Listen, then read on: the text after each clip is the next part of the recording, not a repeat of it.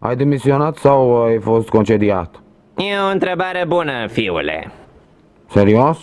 Aici. Hai să-ți spun o mică povestioară, băiete. 1942, Cornul Africii. Rommel, vulpea deșertului, mărșăluia pe acolo cu armată de tancuri. Cine s-a dus să-l întâmpine? Exact tatăl tău, înarmat cu un priceag și o sticlă incendiară. Mă urmărești? Nu. Bine. Deci, am folosit lupa de la briceag ca să aprind fitilul. Dar afară erau 90 de grade Celsius și a început să am halucinații. Un buncăr de nemți în stânga, în dreapta un avion japonez, iar Rommel ne îngropa pe toți. Fitilul s-a aprins, un zid de flăcări, ce-i de făcut? O să trec prin flăcări, asta o să fac, chiar prin flăcări. Concediat? Demisie? Astea sunt doar cuvinte. E vorba de principii. Principii. Mulțumesc. Nicio problemă. E bine 25 de cenți bucata? Hai, Flanagan, e bronz, nu aur. Ofer 50 de cenți și nimic mai mult. Mașină clasică de vânzare, casă clasică de vânzare. Lui, ce faci? Tata vrea să vândă mașina. Vinde și casa? Da, cumperi mașina, iei și casa. Dar nu ești proprietar, ci chiriaș. Sunt sigură că își va găsi de lucru. Bine, Flanagan, 75 de cenți. Trebuie să accepti. Cred că și-a găsit o slujbă. Magazioner? Haide!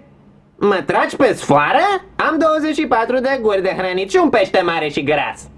Nu-i nimic, lui. Peste 6 luni poate să devină ajutor de casier. Minunat. Lui, ajută-mă să duc astea la mașină. Dacă astea sunt mostrele, nu vreau să văd adevăratele produse. Au! Ești teafăr?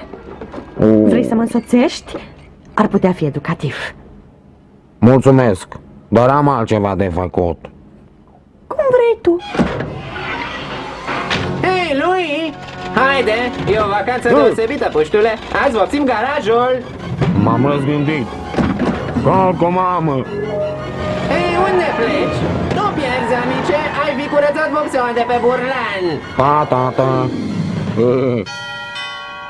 Cine e? Doamna norocoasă? Haide. Sunt lui Băftosul. Ce mai face Andy? Oh, Andy, foarte bine. E între slujbe. Studiază ofertele de muncă. Ia încearcă asta. E ceață rustică. Plăcut. Cumpăr 2 sticluțe. Ce mai face Andy? Oh, e bine. Și-a luat o pauză. Vrea să încerce altceva. Ia încearcă și pe asta. Legende urbane. Subtil, dar persistent. Ia o cutie. Ce face Andy? Oh, e bine. Și-a luat liber. Vrea să se regăsească. Se întoarce la școală să-și dea masteratul.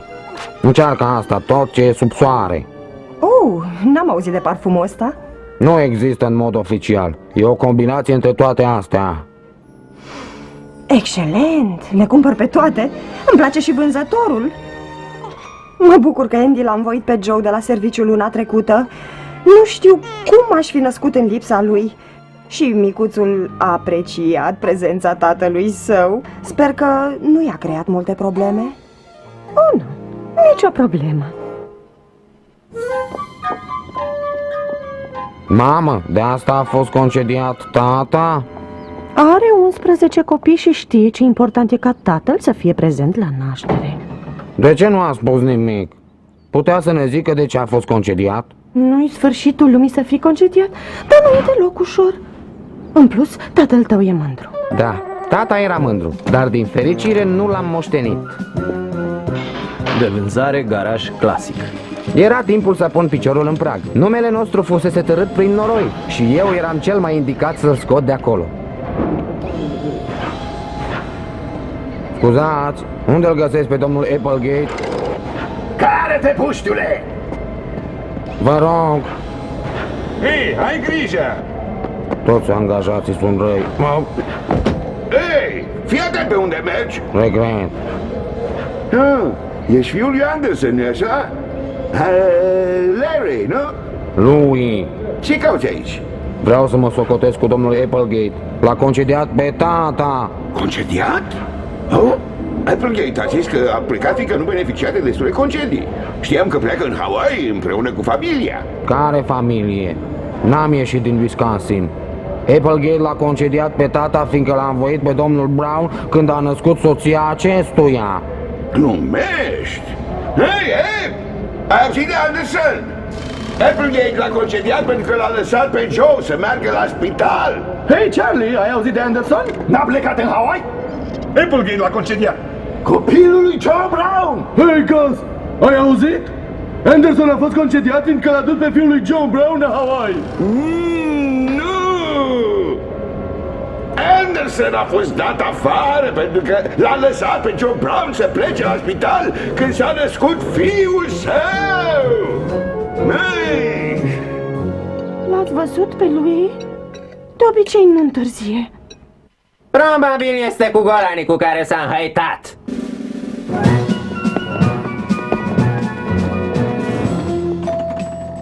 Dacă iar e un comis voiajor, o să-l strâng de gât. Ce o să-i faci, Andy?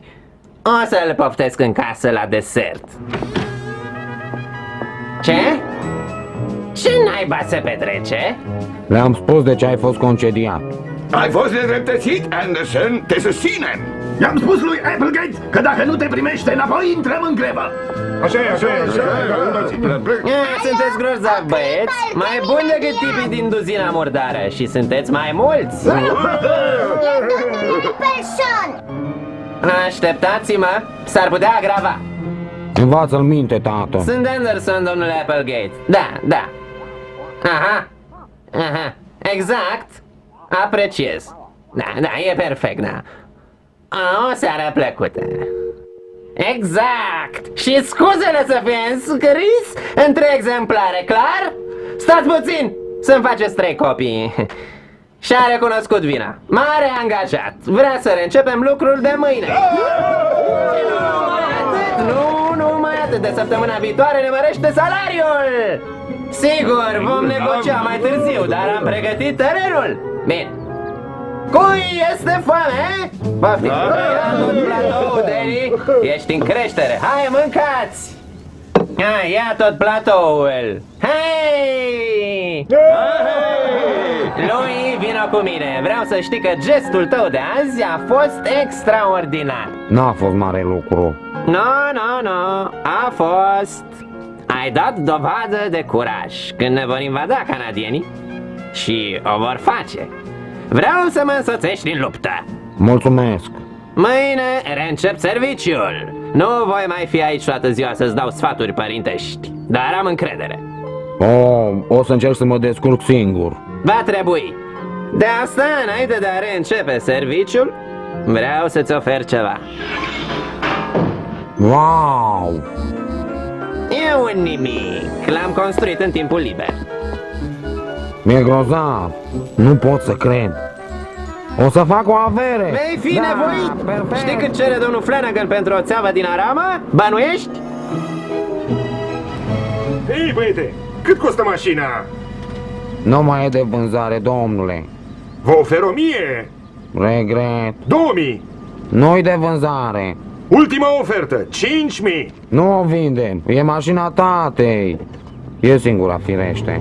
Neața lui? Cine era?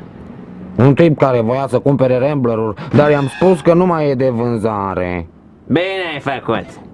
Din curiozitate, spune-mi cam cât oferea pentru frumusețea asta de mașină. $5.000. Cum? 5.000 de dolari?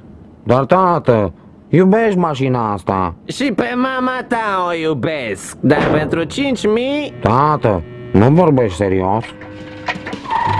Hei, lui, dacă din întâmplare, în timp ce eu sunt plecat, oferă cineva $1.000.000 pentru casă, te rog, fă bine și sună-mă, de acord? 5.000 de dolari pentru Rambler.